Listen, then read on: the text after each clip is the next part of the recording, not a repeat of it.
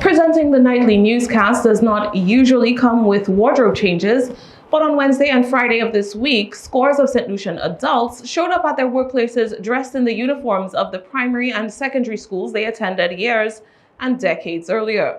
Called Proudly Representing Each School, Exalting Our Nation's Teachers, or P.R.E.S.E.N.T, the Ministry of Education announced the initiative as part of the observation of Teachers Awareness Week as a way to celebrate the impact educators have on every single member of society.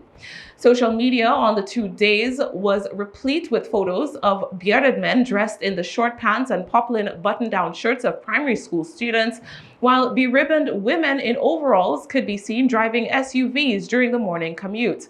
Productivity across economic sectors may have plummeted as people focused on reminiscing on days spent learning reading, writing, and arithmetic, with people sharing anecdotes about beloved teachers who made a particularly positive impact on their lives.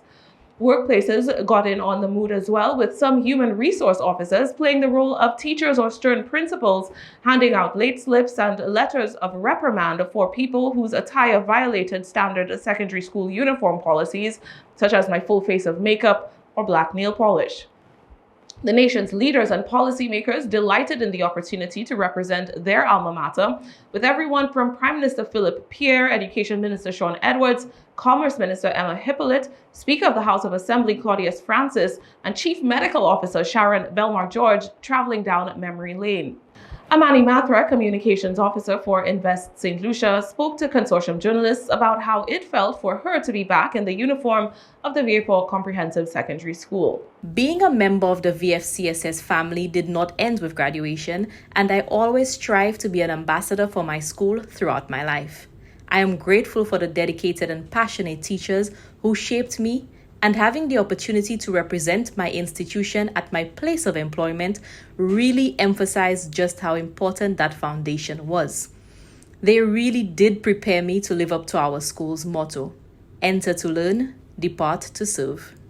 Some schools capitalized on the opportunity to raise funds, renting out uniforms to past pupils who sometimes struggled to find garments that were appropriately sized.